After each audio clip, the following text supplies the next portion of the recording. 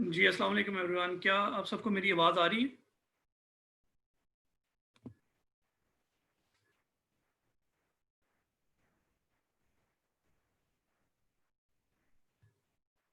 Okay.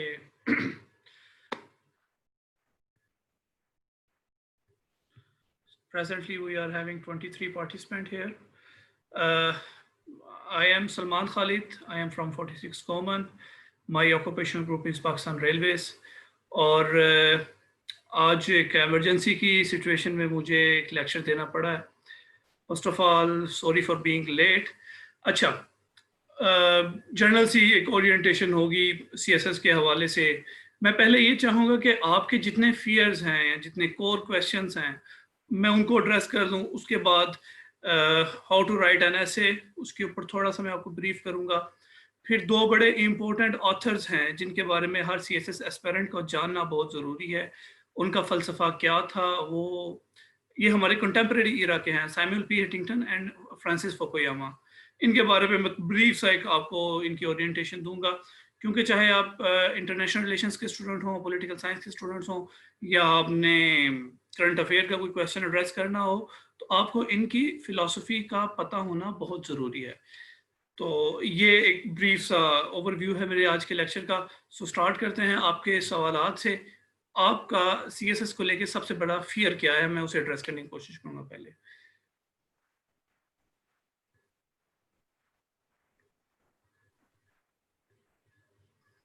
अस्सलाम वालेकुम sir. जी वालेकुम सलाम। सर मेरा नाम हुसैन है, गिलगित बल्तिस्तान से बात कर रहा हूँ। जी मोहसिन। जी सर, तो हम तो आपको तो पता है रिमोट एरिया से बिलोंग करते हैं। सो लोग यूजुअली कहते हैं कि आप लोग को। Hello sir.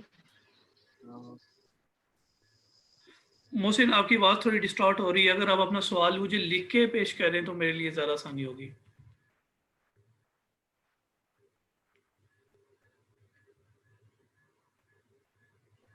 सर अस्सलाम वालेकुम। वालेकुम सलाम। जी सर, मैं आसिया बात कर रही हूँ। मुझे कोई खौफ वगैरह तो नहीं है सीएसएस से रिलेटेड, पर मेरा एक सवाल है जर्नल साहब, मैं क्या पूछ सकती हूँ? जी sure, you can ask it.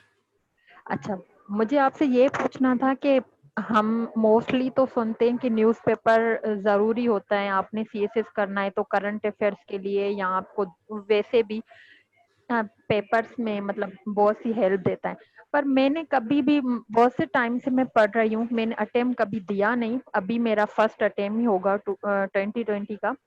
तो मतलब मुझे ये चीज कभी समझ में नहीं आई कि न्यूज़पेपर से कौन सी चीज एब्स्ट्रैक्ट करके आपको नोट्स के हवाले से लिख के नोट डाउन करनी चाहिए, पहली बात।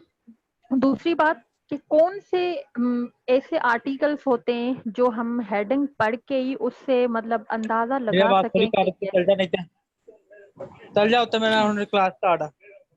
ओके, एक सेकंड, मैं ना आपको, so I have a few other questions as well. Just give me some time.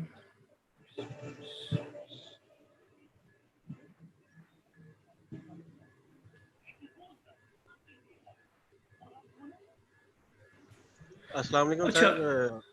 वालेकुम बेहतर सलाम। होगा कि आप क्वेश्चन सिर्फ रिटर्न में लें। मैं यही करना चाह रहा हूँ कि आप सबको म्यूट कर दें और सिर्फ मुझे जो है मेरा माइक ऑन कर दें।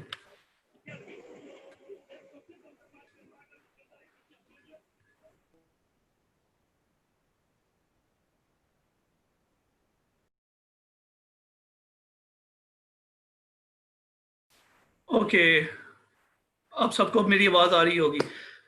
पहला सवाल आया था कि न्यूज़पेपर को कैसे पढ़ा जाए और कौन सी बातें जो नोट की करने वाली हैं और कौन सी बातें जो इग्नोर की जा सकती हैं। देखें, अखबार जो है उसमें हर तरह की चीज़ आ जाती है, स्पोर्ट्स से रिलेटेड, रिलीजन से रिलेटेड, साइंस से रिलेटेड।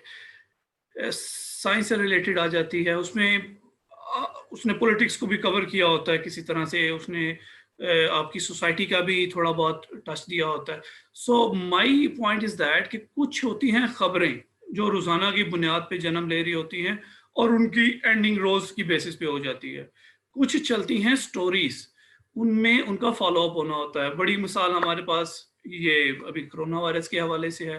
पूरी दुनिया को इसने अपनी लपेट में लिया हुआ है और इसका impact, social, political, economic impact इसका सभी देखना पड़ेगा। इसके ऊपर लाजमी कोई ना कोई क्वेश्चन आ सकता है। यहाँ हम बात कर सकते हैं पनामा लीक्स की, वो एक पूरी डिटेल के साथ चली थी, तो वो भी so things like that you must be able to differentiate कि कौन सी ऐसी खबर है जिसकी एक स्टोरी नहीं है और कौन सी एक ऐसी खबर है जो अब इसका फॉलो अप आएगा, इसका एक नया स्टेप लिया जाएगा। सो मोटे मोटे जो इश्यूज हैं वो आपके टिप्स पे होने चाहिए। बाकी सिंपल इज दैट कि देयर इज नो शॉर्टकट। आपको एक दफ़ा जब आप अखबार पढ़ना शुरू करोगे ना, तो 2-3 हफ्तों के बाद ये रियलाइज होना शुरू हो जाएगा कि कौन सी जो चीज़ नोट करने वाली है और कौन सी चीज़ को आप इजीली इग्नोर कर सकते हो। ओके,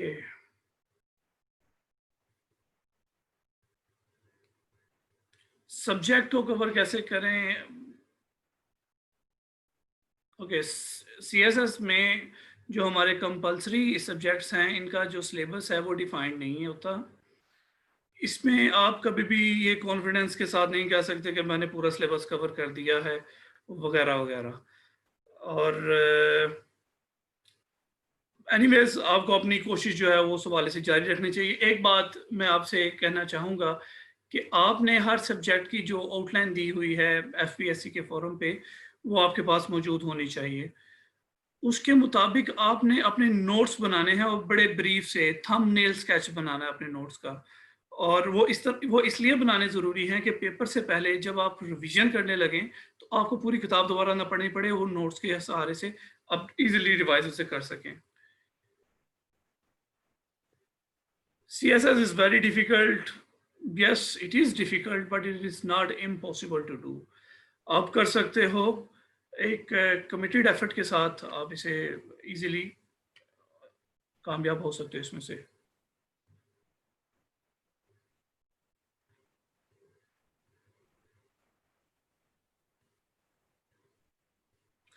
मैं शुरू करूंगा ऐसे की आउटलाइन के हवाले से। Just give me a few minutes, मैं देख लूं कि मेरे पास इसकी कुछ बनी पड़ी है।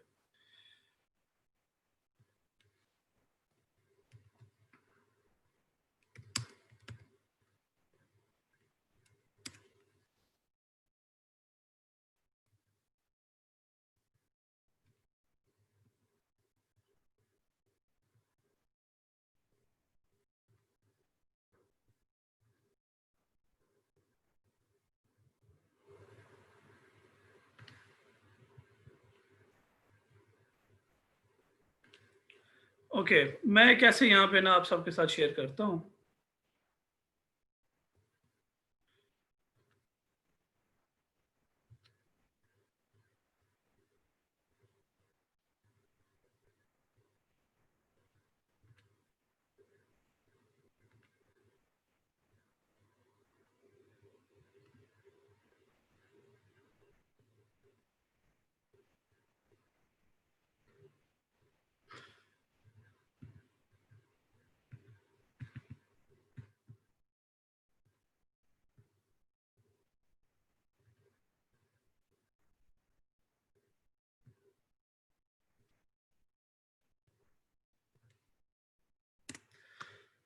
ऐसे की आउटलाइन के लिए सीएसएस के पेपर के अंदर आपको 10 टॉपिक दिए जाएंगे, जिसमें से आपने किसी एक टॉपिक के ऊपर पूरा एक फुल फ्लैज ऐसे लिखना होगा।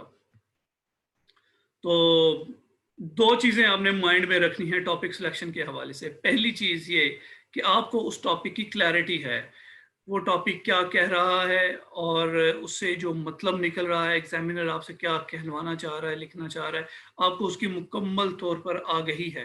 क्लैरिटी ऑफ टॉपिक होना बहुत ज़रूरी है। सेकेंडली, आपके पास उस टॉपिक पे लिखने के लिए सफिशेंट मटेरियल होना बहुत ज़रूरी है।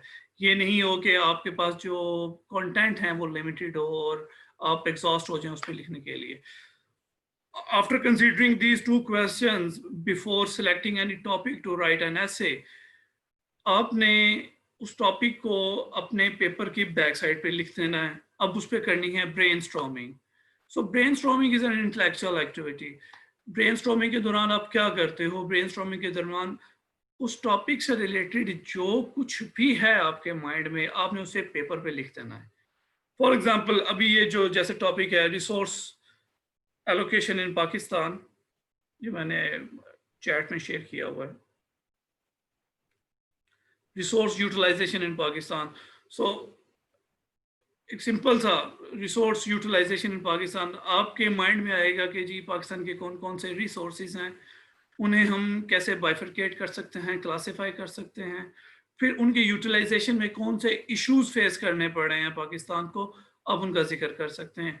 अब उन इश्यूज से कैसे आप निपट सकते हैं, उन इश्यूज को कैसे आप सॉल्व कर सकते हैं for the optimum utilisation of these resources.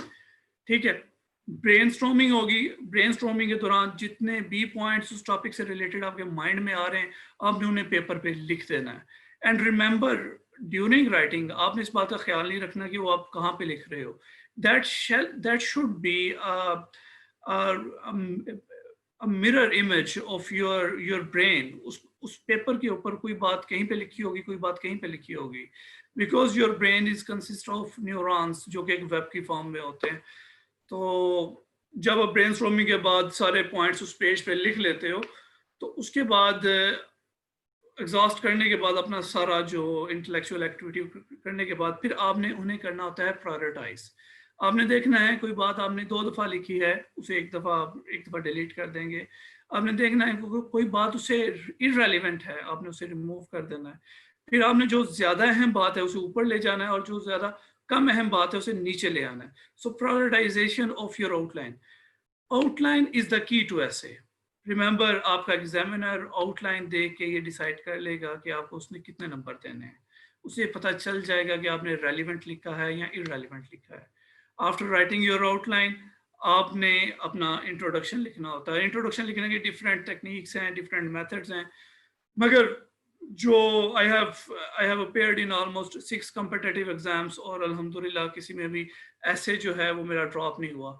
मेरी बड़ी बेसिक सी और सिंपल सी टेक्निक होती थी कि चूंकि इंट्रोडक्शन के अंदर आपने पूरे ऐसे को इवेल्युएट, ऐसे को आप बयान करना होता है, और वो आउटलाइन के अंदर आ जाता है, तो आपने अपनी आउटलाइन को इंट्रोडक्शन के अंदर बताना है। ये जैसे मैंने एक आउटलाइन आपके साथ शेयर की हुई है कि पाकिस्तान के जो डिफरेंट रिसोर्सेज हैं वो कौन कौन से हैं। हमारे पास नेचुरल रिसोर्सेज कौन कौन से हैं, हमारे पास मैन एंड मटेरियल रिसोर्सेज कौन कौन से हैं, वो बता दिया। फिर उनकी यूटिलाइजेशन में कौन से इश्यूज हैं, वो बता दिए। फिर at the end of your introductory paragraph, remember students, this is very important thing, at the end of your introductory paragraph you have to write a thesis statement। जो फाइनल सेंटेंस होता है ना आपके इंट्रोडक्शन का, उसे हम कहते हैं thesis statement. Thesis statement is an answer to the essay, वो जवाब है पूरे उस टॉपिक का, राइट। तो उसमें आप बताते हो कि ये मेजर्स अगर ना लिए गए, ये स्टेप्स अगर ना उठाए गए, तो पाकिस्तान जो है वो अपने टारगेट्स को अचीव करने में नाकाम हो जाएगा, फेल हो जाएगा, वगैरह वगैरह।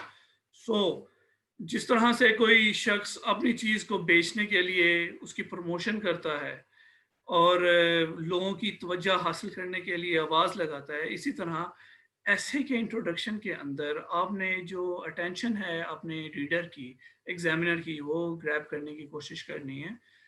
उसे इंस्पायर नहीं करना, अलबत्ता उसमें आपने सिर्फ और सिर्फ रेलिवेंट लिखना है। You have to hit the bull's I.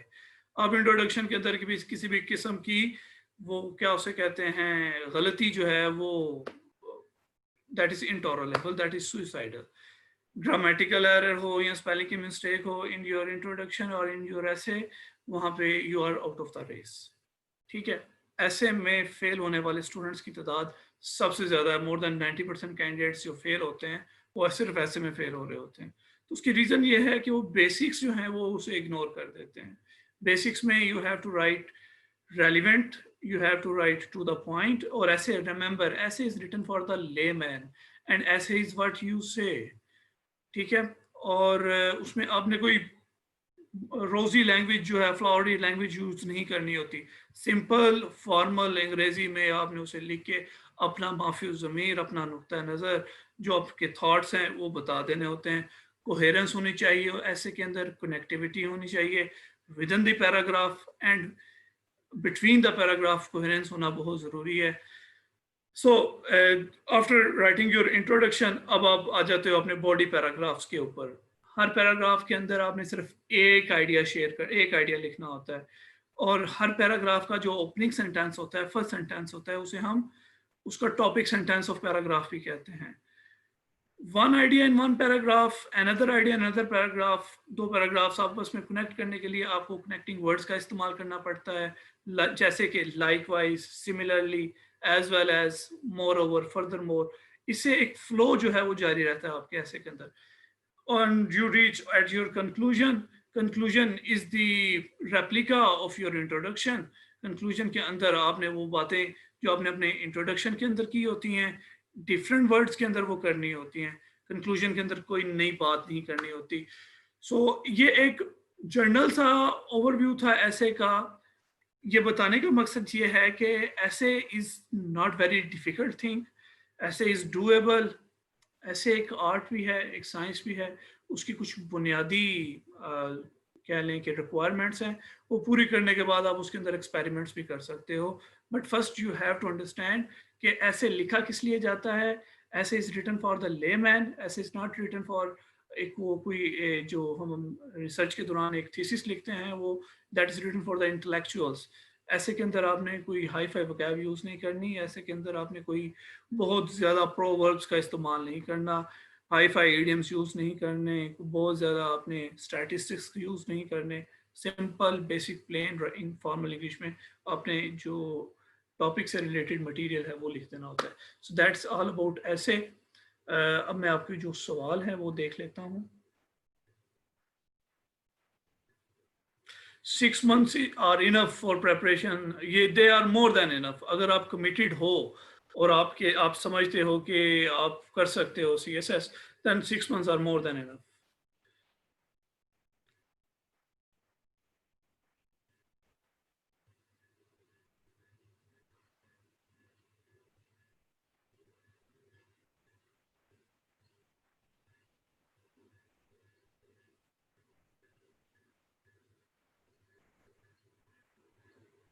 Ji, Indo Pak history का कुछ पोर्शन जो है वो पाक अफेयर से भी रिलेटेड है, but these two are different subjects. अगर आप कंफर्टेबल हो तो इंडो पाक हिस्ट्री कर सकते हो।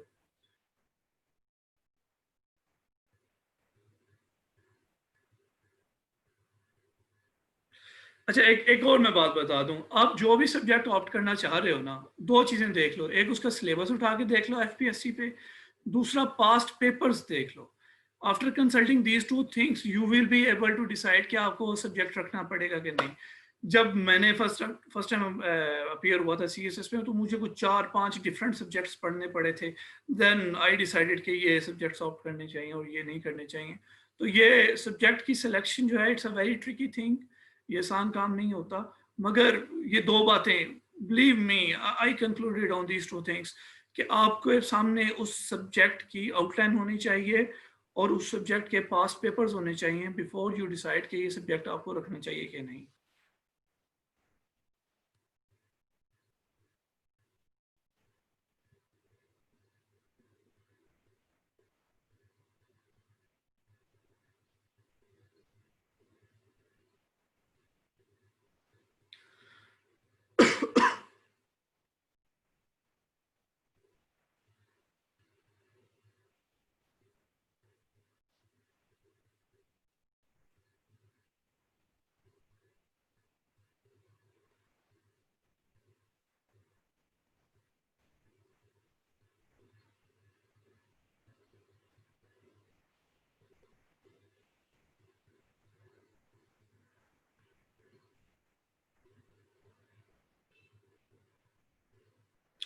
So what is thesis statement?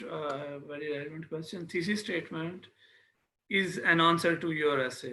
Thesis statement जो आपके इंट्रोडक्शन का फाइनल सेंटेंस होता है ना, वो उसे हम थीसिस स्टेटमेंट बोलते हैं। और उसमें दो चीज़ें होती हैं कि प्रॉब्लम क्या है और उसका सोल्यूशन क्या है, और अगर वो ना किया गया, उस सोल्यूशन पे अमल दरामद ना किया गया, तो क्या हो सकता है।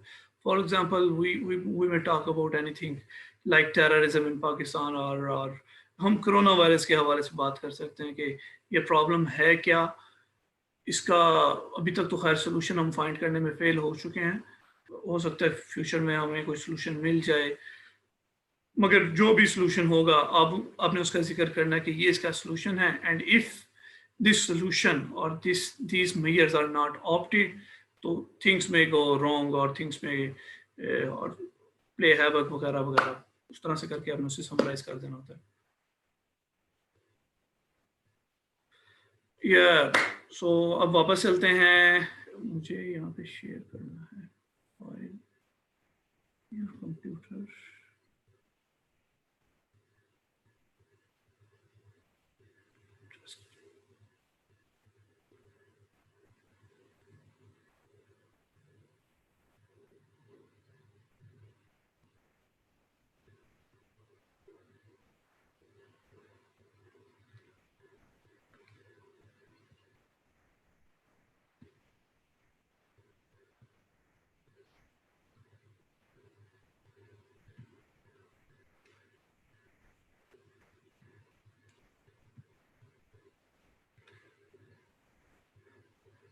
So I am sharing a file with you, एक छोटी सी पावर पॉइंट प्रेजेंटेशन है।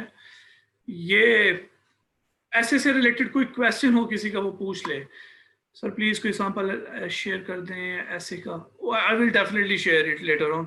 अभी के लिए मैंने एक आउटलाइन थोड़ी सी शेयर की है मैसेज के अंदर, तो बाकी फुल फ्लैज ऐसे का सैंपल जो है I have a few well written essays, वो मैं इंशाल्लाह लेटर ऑन किसी लेक्चर में शेयर कर दूंगा।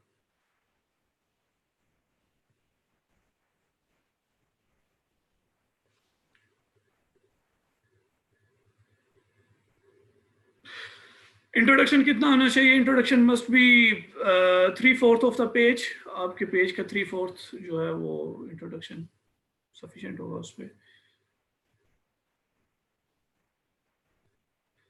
ये सुनी सुनाई बातें हैं, साइंस सब्जेक्ट आउट करें तो एलोकेशन नहीं होती।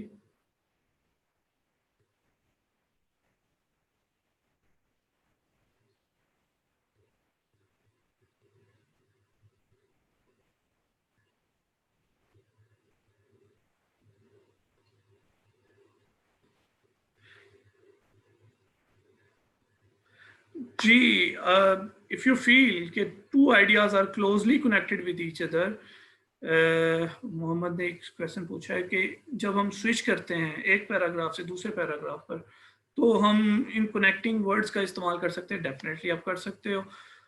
फॉर एग्जांपल आप लिख रहे हो कि पाकिस्तान के पॉलिटिकल जो क्राइसिस है उसकी क्या रीजंस हैं, आपने बताया कि यहाँ के इंस्टीट्यूशंस वीक हैं, लाइकवाइज यहाँ पे इंस्टीट्यूशनल इम्बैलेंस है, लाइकवाइज सिविल मिलिट्री रिलेशंस जो हैं वो they are not on same page, likewise आप इस तरह से करके similarly as well as moreover आप कनेक्ट कर सकते हो, ऐड कर सकते हो अपने उन आइडियाज में।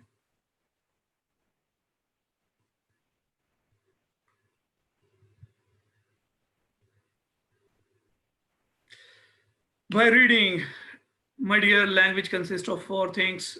Question पूछा गया, how can we enhance our knowledge?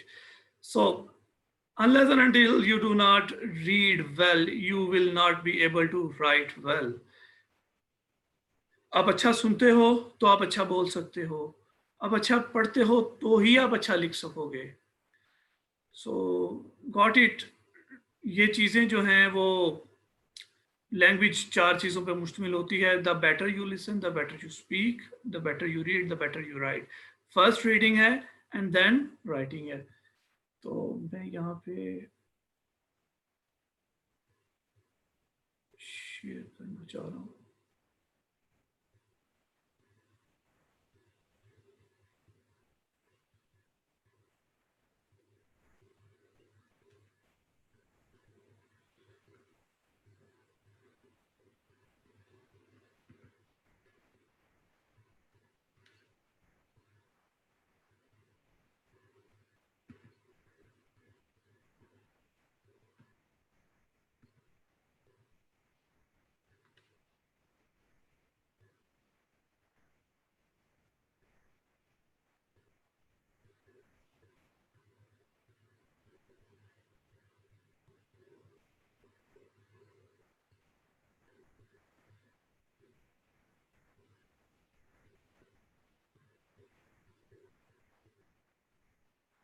अच्छा, वो स्क्रीन शेयर इन्होंने डिसेबल किया हुआ है, इसलिए मैं ये जो मैंने अभी फाइल शेयर की है ये सभी के पास पहुंच गई है एंड ऑफ हिस्ट्री के हवाले से।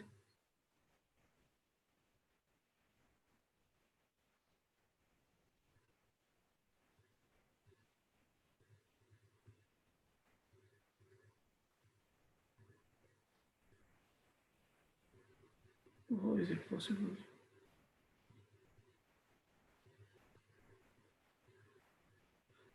ऊपर चैट में मैंने एक फाइल शेयर की है, and of history the last man standing. अच्छा, आप अपने नोट्स बना लें, साथ साथ मैं बोलता जाता हूँ, आप लिख लें। Francis Fukuyama is a renowned scholar of 20th century. और फ्रांसिस फुकुयामा जो है वो हमारे, अब जब इंटरनेशनल रिलेशंस पढ़ेंगे तो आपको रियलाइज होगा कि इंटरनेशनल रिलेशंस में स्कूल्स ऑफ थाट्स हैं, मुख्तलिफ मकातब फ़िक्र हैं जो दुनिया की इंटरप्रटेशन डिफरेंट एंगल्स में वो करते हैं। सो फ्रांसिस फुकुयामा का एक अपना आइडिया था, वो आइडिया ये था कि ही बिलोंग्स टू आइडियलिज्म जो जो इस बात के कायल हैं कि दुनिया में एक गवर्नमेंट हो सकती है, दुनिया के अंदर अमन हो सकता है, पीस हो सकता है, और जो वैल्यूज हैं वो प्रिवेल करती हैं, मोरालिटी प्रिवेल करती है। तो ये इसकी बेस आइडियाज है। मैं इस पे फर्दर कमेंट करने से पहले, ये इसका एक मशहूर जो बुक हुई थी and of history and the last man के नाम से, ये 1990s में आई। इसके बारे में, इसमें क्या लिखा गया था, इसे जानना बहुत ज़रूरी है CSS के एस्पिरेंट्स को। स्लाइड कैसे share?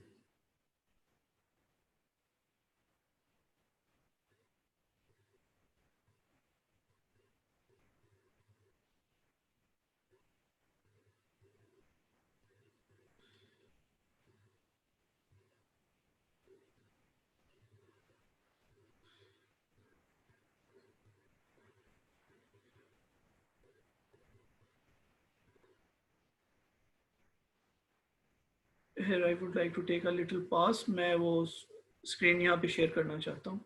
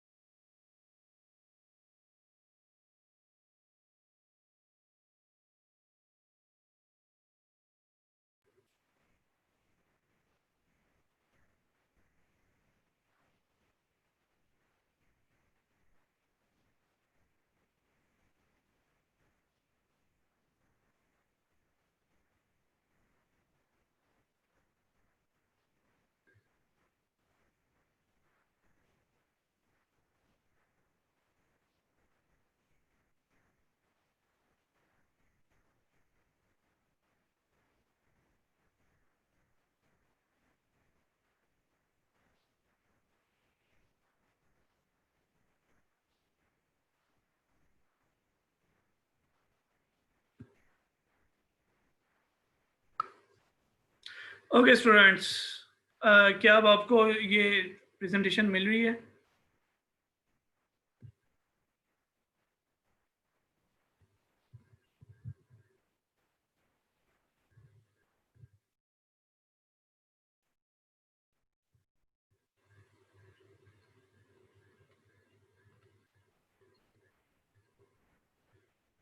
Okay, that's fine enough. So, अब ये मेरे लिए आसान होगा कि मैं आपको ये एक्सप्लेन कर दूं. I have to take some.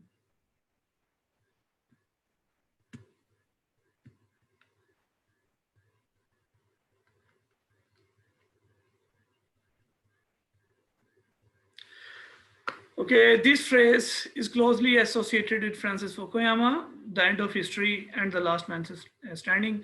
Fukuyama and this phrase become famous after publication of his book End of History and the Last Man in 1992. 1992 में उन्होंने ये किताब पब्लिश की थी, End of History. So in summary of ये थोड़ा सा उसका बैकग्राउंड है ये इस किताब का, और then I will decode जो इसके अंदर फलसफा उन्होंने बयान किया वो मैं थोड़ा सा बता दूंगा. In the summer of 1989, Fukuyama published a short article, End of History. This work generated a lot of debate regarding the significance of the end of Cold War. Also, what is Cold War? After the end of Second World War, दुनिया दो बड़े blocks में divide हो गई. एक capitalist block था और एक कम्युनिस्ट ब्लॉक था. ये चीज़ें यहाँ पे नहीं लिखी, इन्हें आप नोट डाउन कर लें, और इनके बारे में जानना आपके लिए बहुत ज़रूरी है कि what is capitalism and what is communism. So इन दो ब्लॉक्स के दरमियान एक वार शुरू होगी जो कि अपेरेंट नहीं थी. वो वार इकोनॉमिक फ्रंट पे लड़ेगी, डिप्लोमेटिक फ्रंट पे लड़ेगी, और कहीं कहीं वो एक दूसरे के जो एलाइज थे उन पे डायरेक्ट अटैक भी करते थे. तो इस इरा को हम कहते हैं कोल्ड वार. और कोल्ड वार इरा खत्म होता है, it and with the end of Soviet Russian, ठीक है, USSR, United Soviet state of Russia के एंड होने के बाद ये कोल्ड वार ख़त्म होती है. अफगान जिहाद ने इस वार को ख़त्म किया, तो वो एक दैट्स अ इंटायर स्टोरी. तो उसके बाद की दुनिया कैसी होगी कि सेकेंड वर्ल्ड वार के बाद कोल्ड वार शुरू होगी, दुनिया दो ब्लॉक्स में डिवाइड होगी. But after the end of cold war अब दुनिया की शक्ल कैसी होगी, अब दुनिया में कितने ब्लॉक्स बनेंगे या क्या होगा, इस आंसर को एड्रेस करने के लिए फ्रांसिस फुकुयामा ने ये सारा अपना थीसिस प्रेजेंट किया. मैं आपके कुछ क्वेश्चंस हैं वो ले लूं. Yeah, these slides shall be available to you. Topic of discussion is End of History, book written by Francis Fukuyama. ये आपके अपने सर्च करने के लिए है.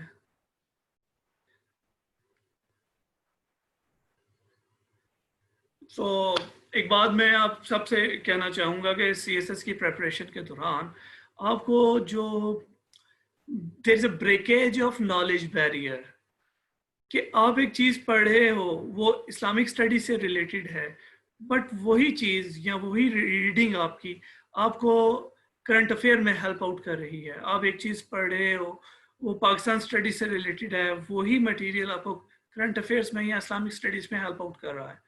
So when you are an aspirant of CSS, आपको डाइवर्सिफाई होना पड़ेगा अपनी रीडिंग्स में, आपको निकलना पड़ेगा अपने कंफर्ट जोन से, और जो आपने सेट किया हुआ है कि जैसे यूनिवर्सिटीज़ में या कॉलेजेस में हम पढ़ते थे कि ये सिलेबस से रिलेटेड है और ये नहीं है, इस बात को आपको भूलना पड़ेगा. Everything is related to CSS. CSS जो है वो आपके लाइफ के हर एस्पेक्ट को कवर करता है. Okay, it is response to these debates that Fukuyama wrote a book on the same topic के Cold War के बाद की दुनिया कैसी होगी. This is the question. What will be the face of world after the end of Cold War? After this book, the phrase end of history was used as a synonym of the post-Cold War era.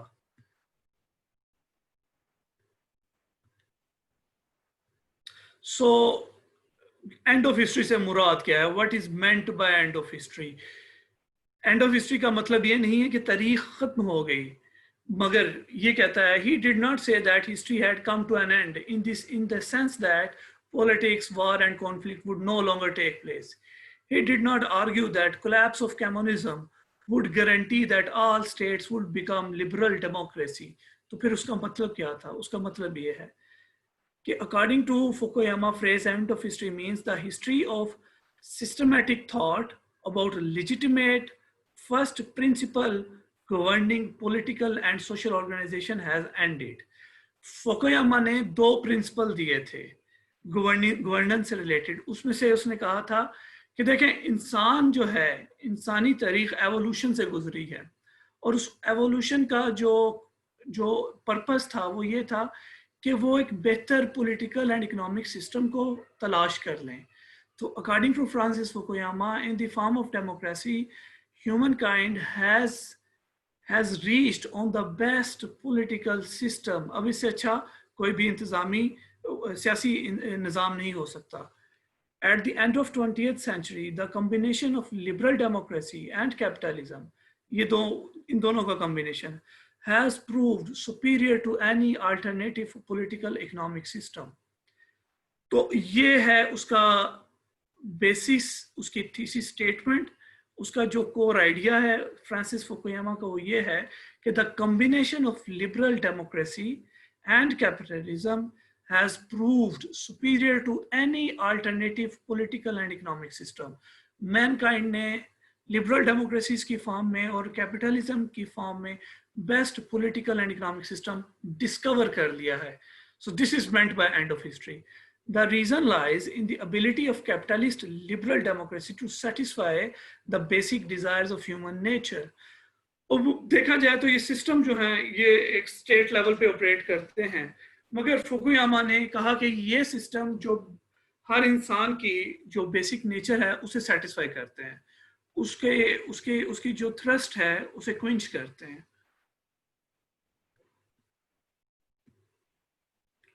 According to Fukuyama, human nature is composed of two fundamental desires.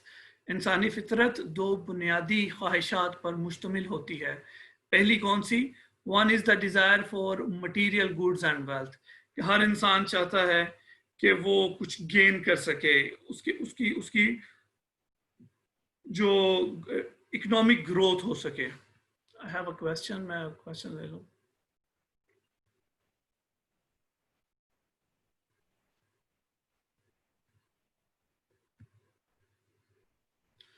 Okay, one is the desire for material goods and wealth. The other, which is more important, is the desire for recognition of our worth as human beings by those around us.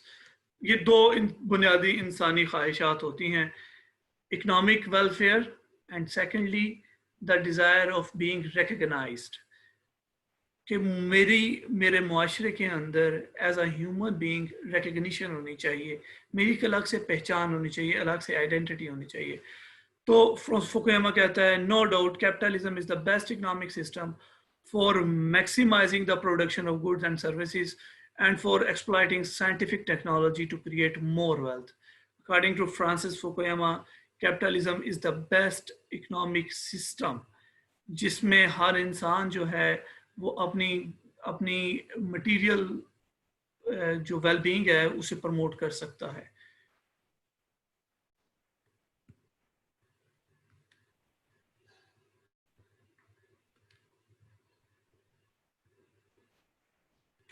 So capitalism के form में हमारी economic desires तो satisfy होगी. So what is the best political system that satisfies our desire for recognition? Remember, उसका thesis दो बातों पे, इंसान की दो बुनियादी ख्वाहिशात हैं, economic welfare and the desire of being recognised.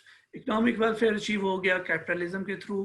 Capitalism हमें एक कंपेटिटिव एनवायरनमेंट प्रोवाइड करता है, उसमें अगर आपके अंदर पोटेंशियल है, आपके अंदर एबिलिटीज़ हैं, तो आप अपना बिजनेस है या अपनी जो स्किल्स हैं उन्हें प्रमोट कर सकते हो, और in this way you can progress in the field of economics. So while economic growth can be promoted under a variety of political regimes, including fascist one, Fukuyama argues it is only liberal democracies that can meet the fundamental human need for recognition. उसने कहा कि ये तो ज़रूरी नहीं है. We have Chinese model, China का एक मॉडल है जिसमें अथॉरिटेरियन रजीम है.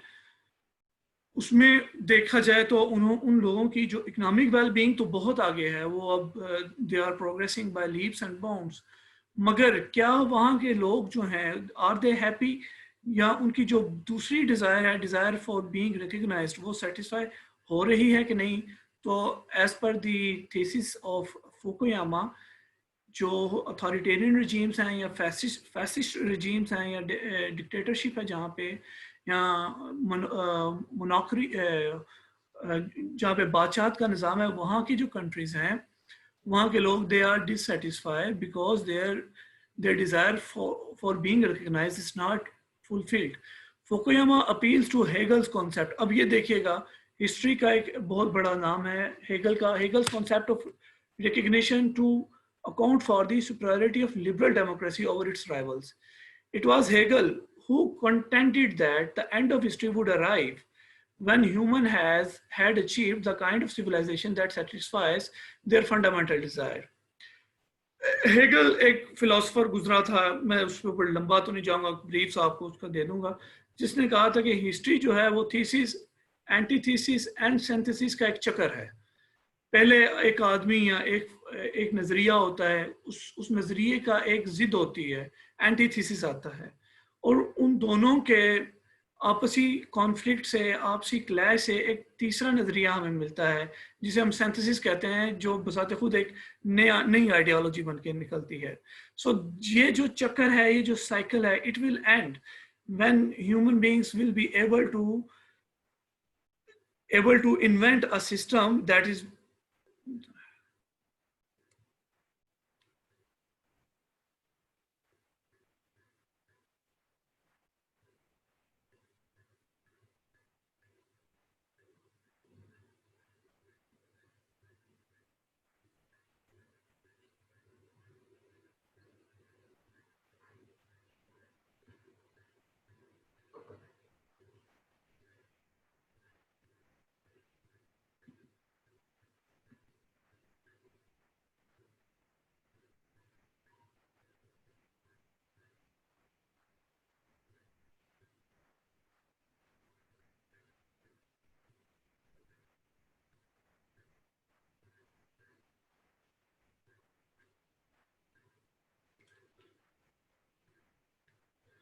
मुझे यहाँ पे एक थोड़ा सा पॉज लेना पड़ेगा.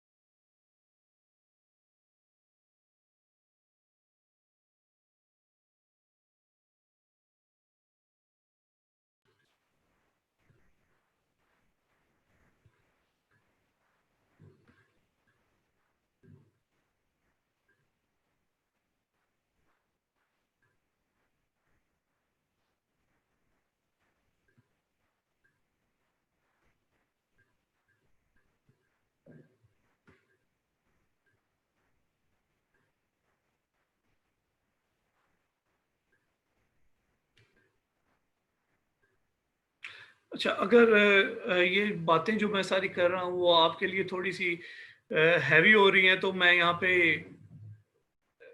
रोक देता हूँ इसको, और हम किसी और टॉपिक पे बात कर लेते हैं. मेरा इस बेसिक टॉपिक को पढ़ाने का मकसद ये था कि when you are an aspirant of CSS, आपने सीएसएस करना है, तो आपकी डिफरेंट ऑथर से शनासाई होना बहुत ज़रूरी है.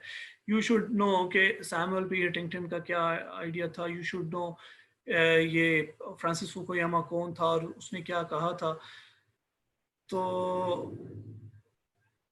अगर ये बातें थोड़ी सी मुश्किल हैं एट दिस स्टेज, मैं पॉज लेता हूँ, हम किसी आम सी सादा सी बात पे गुफ्तगू कर लेते हैं. मैं ये यहाँ पे शेयर कर देता हूँ स्लाइड्स जो हैं.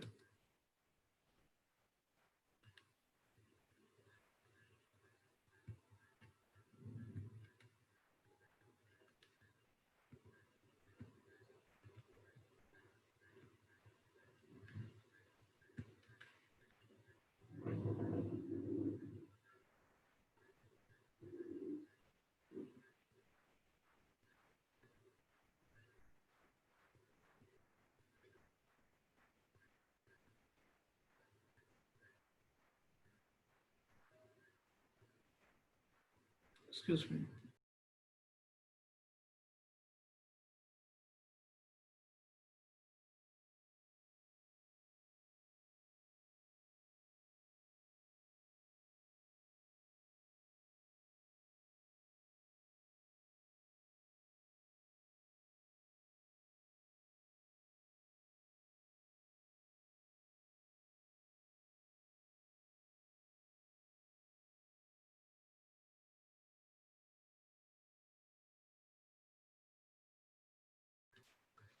ओके नहीं, इंट्रो का पार्ट ही होता है, थीसिस स्टेटमेंट जो है वो आपका कंक्लूडिंग सेंटेंस होता है, इंट्रोडक्शन के साथ ही वो कनेक्टेड होता है, उसे सेपरेट लिखने की जरूरत नहीं होती।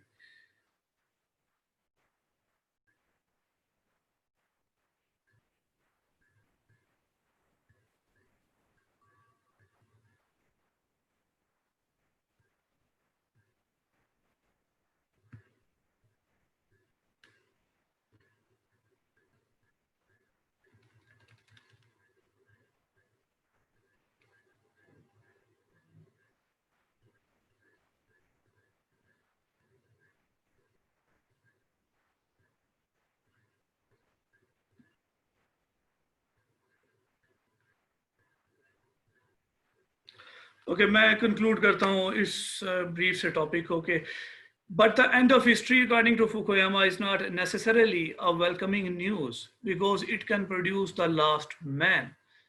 फुकुयामा ने कहा कि डेमोक्रेसी की शक्ल में, लिबरल डेमोक्रेसी की शक्ल में ह्यूमन काइंड ने बेस्ट पॉलिटिकल सिस्टम इन्वेंट कर लिया है, एंड कैपिटलिज्म की शक्ल में ह्यूमन काइंड ने बेस्ट इकोनॉमिक सिस्टम जो है वो अचीव कर लिया है। So after achieving the best possible economic and political system, हमारी जो हिस्ट्री की ये जो स्ट्रगल है, ये जो एवोल्यूशन है हिस्ट्री का, ये अब खत्म हो गया है। मगर ये कोई अच्छी खबर नहीं है। क्यों? क्योंकि ये सिनेरियो लास्ट मैन को प्रोड्यूस कर सकता है। लास्ट मैन की क्या खूबियां होंगी? Someone who is satisfied with mere equal rights and material comforts. They pursue equality at the expense of pursuit of excellence.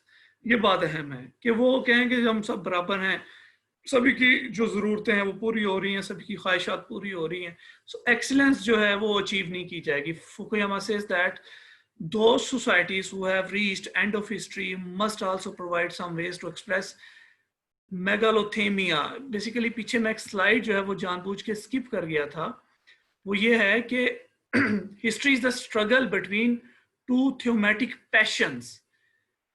दो पैशंस होते हैं हर इंसान के अंदर, एक होती है मास्टर एंड स्लेव कॉन्फ्लिक्ट, एक होती है मास्टर मेंटालिटी, एक होती है स्लेव मेंटालिटी। मास्टर मेंटालिटी वाले क्या कहते हैं कि हमें डोमिनेट करेंगे, स्लेव मेंटालिटी वाले कहते हैं कि यार इक्वालिटी ऑफ राइट्स होनी चाहिए, सबको ड्यू शेयर मिलना चाहिए, वगैरह वगैरह। सो अकॉर्डिंग टू फुकुयामा, जो कैपिटलिज्म है वो आपकी जो मास्टर मेंटालिटी है उसे सेटिस्फाई कर देता है, जबकि जो लिबरल डेमोक्रेसीज हैं, जो आपकी स्लेव मेंटालिटी है या जो स्लेव इंस्टिंक्ट है, जिसमें आप इक्वालिटी की बात करते हो, रूल ऑफ लॉ की बात करते हो, वो उसे सेटिस्फाई कर देता है। इन दिस वे ये एक बैलेंस का काम कर रहे हैं दोनों systems. So they are the best possible system for mankind. So Fukuyama says that those societies who have reached end of history must also provide some ways to express megalothemia, जो master mentality है, not in the political field but in economic, scientific or other creative field as well.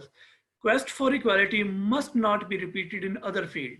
Fukuyama ने कहा था कि जो equality की quest है वो सिर्फ और सिर्फ पॉलिटिक्स तक महदूद होनी चाहिए, उसका दूसरी फील्ड के अंदर घुसना जो है इंसानियत के लिए बेहतर नहीं है। So that's all about Francis Fukuyama's thesis, the end of history and the last man standing. और आई गारंटी यू बहुत सारे स्टूडेंट्स जो हैं उन्हें इस बारे में इल्म नहीं होगा, इसके बारे में कि यार ये फुकुयामा का थीसिस क्या था। So tomorrow when you will be able to write something about liberal democracy or something about capitalism, आप इसका रेफरेंस दे सकते हो कि ये इसने कहा था, अपने अब इंटरव्यू के अंदर इन्हें डिफेंड कर सकते हो, एक्सप्लेन कर सकते हो। हम बढ़ते हैं अपने अगले टॉपिक की तरफ जो कि इक्वली इम्पोर्टेंट है। If this is digestible for you, अगर ये आपके लिए comprehensible था, only then I will say कि अब अगले topic की तरफ जाया जाए.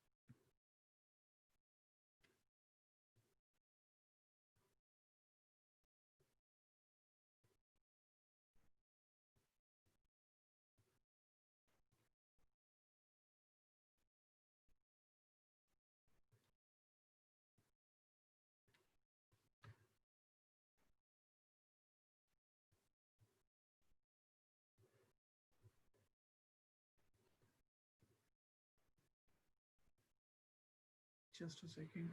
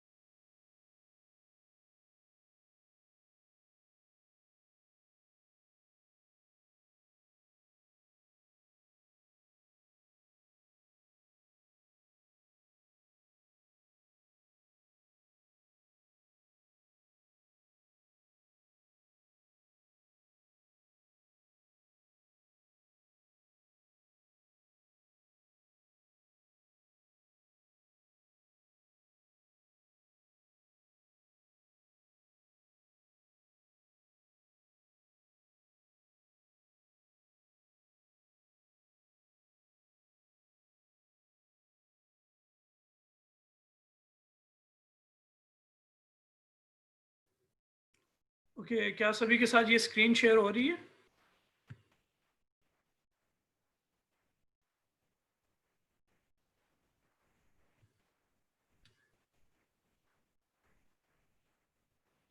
Okay, so have you heard this phrase before? कि what is meant by clash of civilization? ये phrase आपने पहले सुनी है? Clash of civilization. This is the name, book name है, किताब का नाम है, written by Samuel P. Huntington. इससे मुराद क्या है? आपने इसके what do you know about it?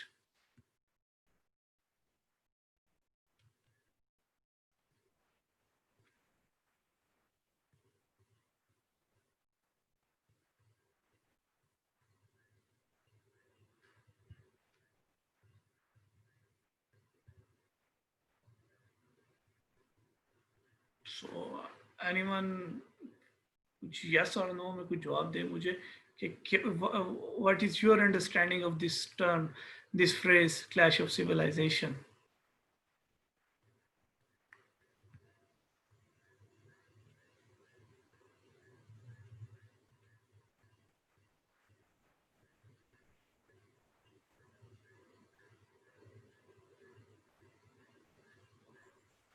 No idea, sir. Okay. Sir थोड़ा सा पता है लेकिन कंफर्म नहीं है। So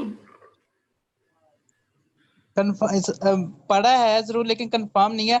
इसका मतलब यही है कि जो थर्ड वार होगी ना, जो जंगे होंगी आगे फ्यूचर में, वो हमारी वो कल्चर की बेस पे होगी, रिलीजन की बेस पे होगी, नॉट अ वॉर लाइक दूसरी वॉर की तरह। ये इतना पता है। someone has rightly pointed out towards close enough था, काफी दुरुस्त उन्होंने कहा कि जो फ्यूचर की जो जंगें होंगी वो on the basis of ideas होंगी, वो आइडियोलॉजी की बेस पे होगी, वो हमारी सिविलाइजेशन की बेस पे होगी। बेसिकली अगेन वही सवाल जो फ्रांसिस फुकुयामा को था। अब काइंडली अपने आप को म्यूट कर लें। फ्रांसिस फुकुयामा को फेस करना पड़ रहा था कि व्हाट विल बी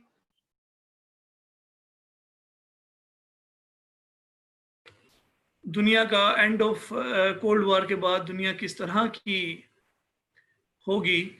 ये इसी सवाल के जवाब में सैमुअल पी हंटिंगटन ने अपनी किताब लिखी कि कोल्ड वॉर के बाद जो जंगें हैं दुनिया में वो सिविलाइजेशंस की बेसिस पे होंगी।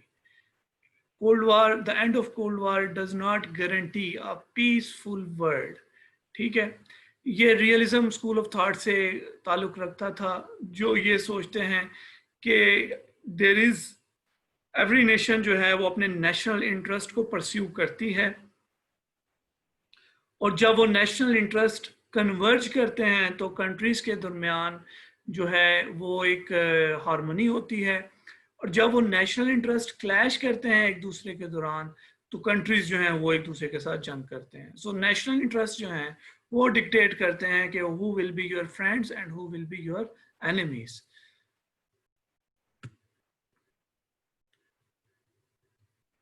तो ये थियरी क्यों ज़रूरत थी इसकी, उससे क्या मुराद है। ये इसका आ गया हमारे पास थ्योरेटिकल बैकग्राउंड। कोल्ड वॉर का खात्मा हो गया, तो कोल्ड वॉर के खात्मे के बाद after the end of cold war हमारे पास कोई इंटरनेशनल रिलेशन में कोई नई नई थ्योरी नहीं थी जो हमें बताती कि अब दुनिया पीसफुल होगी या दुनिया में जंगें जारी रहेंगी। According to Samuel P Huntington, cold war ended peacefully in 1990s. This period, this posed a question to the scholars of international relations that what will be the world like after the end of Cold War? Clash of civilization theory is an answer to this question. So this is a theoretical background. इस किताब का सारा theoretical background ये है, इसकी base ये है। अब आपके को पता होना चाहिए कि सेकेंड वर्ल्ड वॉर कब खत्म होती है, सेकेंड वर्ल्ड के वॉर के बाद कोल्ड वॉर कब शुरू होती है और कोल्ड वॉर कब खत्म होती है। कोल्ड वॉर एक सेपरेट टॉपिक है, इंशाल्लाह मौका मिला तो उस पर मैं फिर कोई एक लेक्चर बना के आपके साथ शेयर करूंगा। अभी के लिए हम कोल्ड वॉर से ऑनवर्ड का सिनेरियो जो है आफ्टर 1990 स्टिल नाउ, पिछले जो 30 साल गुजरे हैं उनमें क्या हुआ है, उसकी प्रेडिक्शन सैमुअल पी हंटिंगटन ने की थी 1990s में। सो पोस्ट कोल्ड वॉर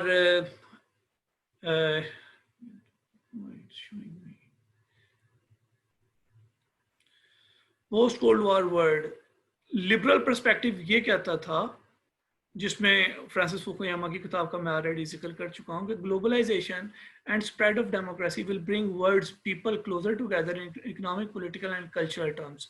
ये एक मौकफ है हमारे पास, ये एक स्कूल ऑफ थॉट है जो फ्रांसिस फुकुयामा का था कि दुनिया में अब अमन होगा, दुनिया ने बेहतरीन सियासी और माशी निज़ाम जो है वो डिस्कवर कर लिया है। जो रियलिस्टिक पर्सपेक्टिव है वो ये है, there will be clash between emerging powers in the multipolar world। कि दुनिया में पहले दुनिया बाइपोलर थी कोल्ड वॉर के इरा में, communist bloc and capitalist block. अब दुनिया मल्टीपोलर हो गई है, दुनिया में हमारे पास इस्लामिक सिविलाइजेशन है, हिंदू सिविलाइजेशन है, चाइनीज सिविलाइजेशन है, क्रिश्चियन सिविलाइजेशन है। तो there are multiple power centre powers हैं, इनके दरमियान क्लैश होगा।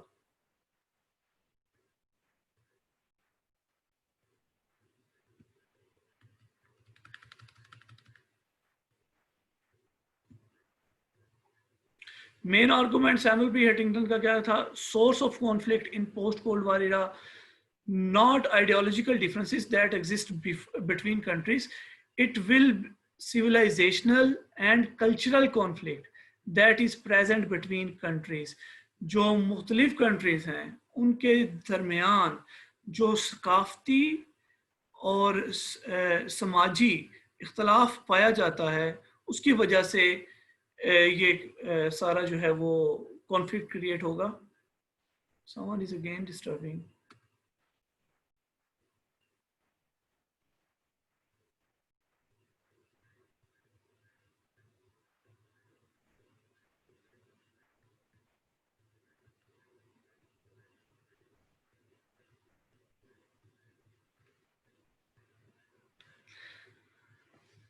So civilizational differences means religious, linguistic, and cultural differences. So there are 8 type of civilization in the world. उसने कहा कि जो इख्तलाफात हैं civilizations के, इसकी वजह से अब जंग होगी. और उसने कहा कि दुनिया में इस वक्त 8 जो बड़ी civilizations हैं वो exist करती हैं. वो कौन कौन सी हैं? So 8 different types of civilization: Western civilization, Japanese civilization, Orthodox Christianity, Latin America, Confucian civilization, ये Chinese हैं, Islamic civilization,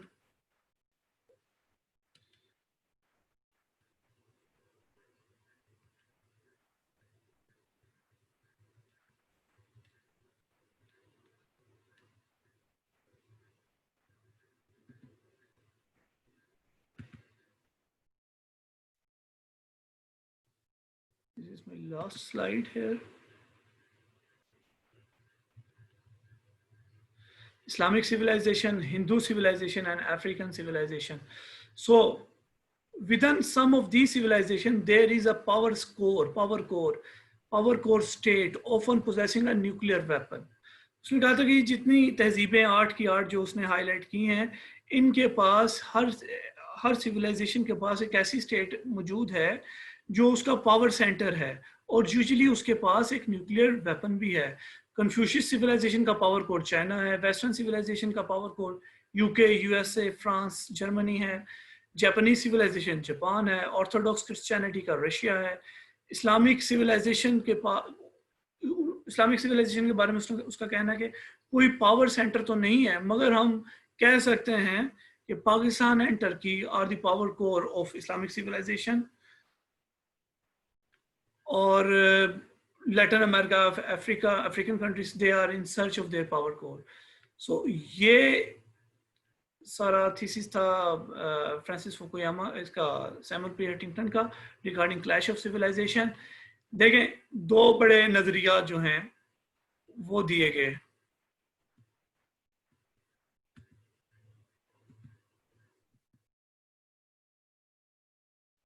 एक सेकेंड है.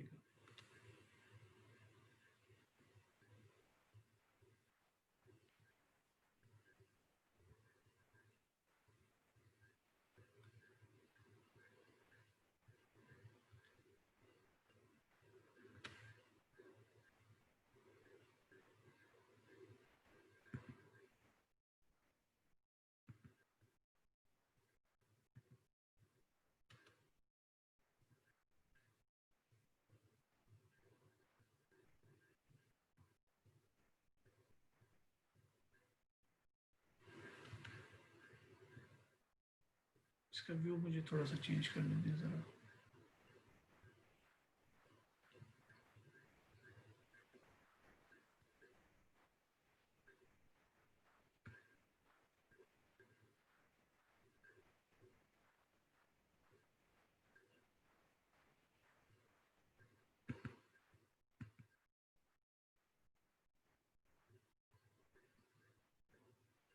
ओके, 2 बड़े नजरिया जो है मैंने आज आपके सामने रखे.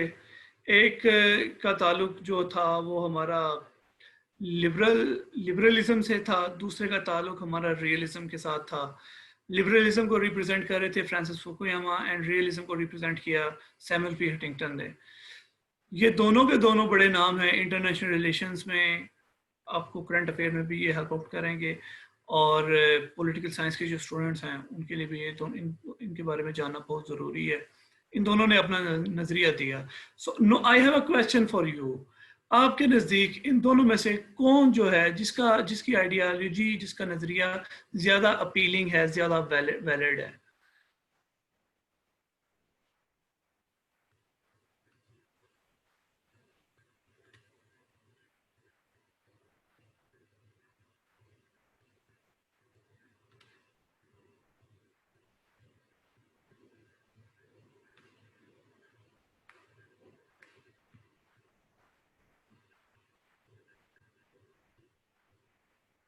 या अपेरेंटली जो रियलिज्म सैमुअल पे हंटिंगटन का नजरिया है वो ज्यादा वैलिड लगता है, ज्यादा अपीलिंग है।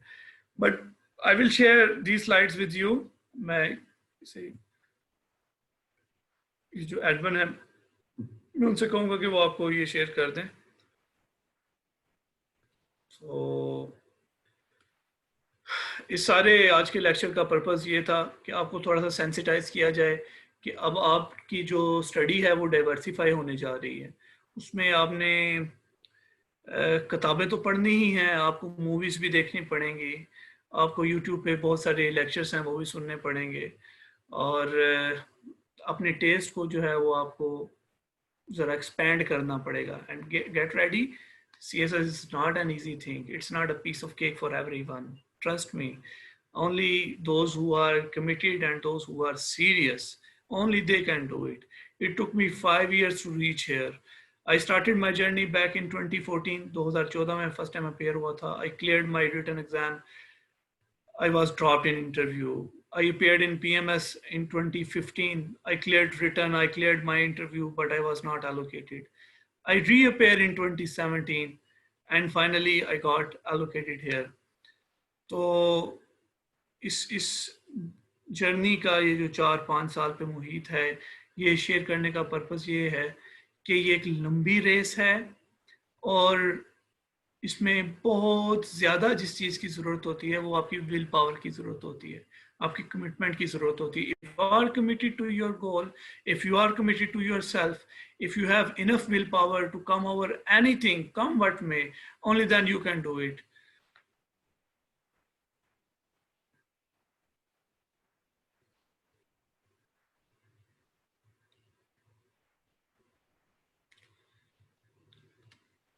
No questions are invited. If you have any questions, you can ask freely.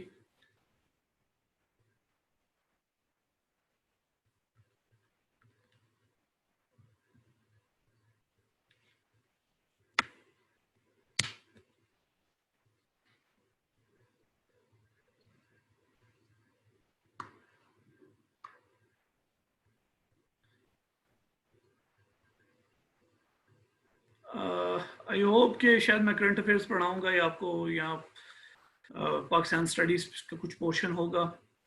कुछ टॉपिक जो हैं वो इस्लामिक स्टडीज़ के भी definitely I will try to cover them. कुछ किताबें मैं बताना चाहूँगा कि वो आप लिख लें लाजमी तौर पे। एक किताब लिखें, इस्लामिक आइडियालॉजी, रिटन बाय खलीफा अब्दुल हकीम, वो आपने लाजमी पढ़नी है।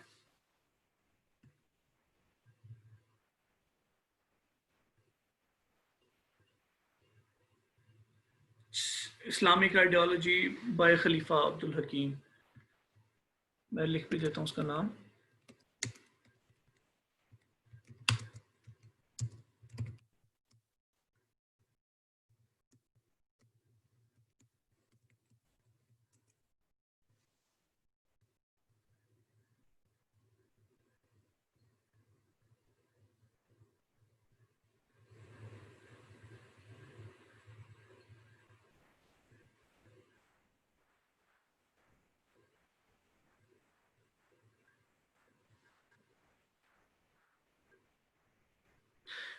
ऐसे के हवाले से मेरा आप सबको मशवरा ये है कि आपने जो अपना ऐसे है वो एंड में प्रिपेयर करना है, ठीक है। अभी ऐसे के बारे में वरीज लेने की ज़्यादा ज़रूरत नहीं है। जब आपने मुख्तलिफ सब्जेक्ट्स को पढ़ लिया होगा, दिसंबर में कहीं जाके आपको अपना पहला ऐसे लिखना चाहिए। तब तक आप अपना जो फोकस है वो अपने सिलेबस पर, अपनी जो बेसिक इंग्लिश स्किल्स हैं उन पर, अपनी ग्रामर पर करें। I have written it, Islamic Ideology by Khalifa Abdul Hakim. इसके अलावा मोहम्मद असद भी हैं।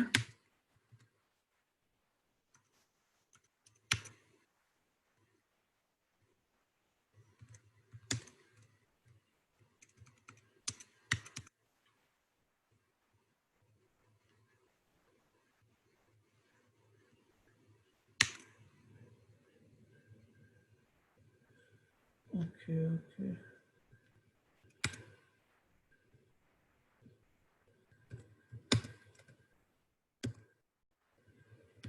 इनकी बुक का नाम है principles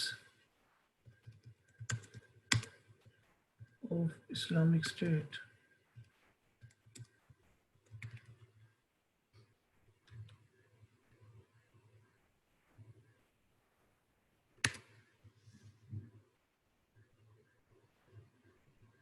No importance. You need not to remember any quotation for your essay, any proverb for your essay. ऐसे में proverbs की quotation की कोई इतनी ज़्यादा ज़रूरत नहीं होती। जब आप exposure broad हो जाएगा पढ़ने के हवाले से, तो you will invent your own quotations. Trust me.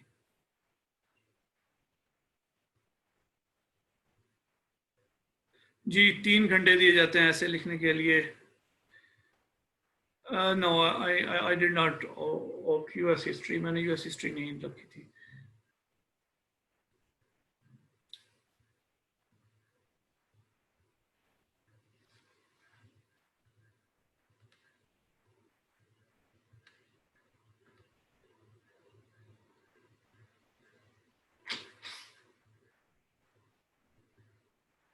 मैं कोशिश करता हूँ कि उस स्लाइड्स यहाँ से शेयर हो जाएं। कॉपी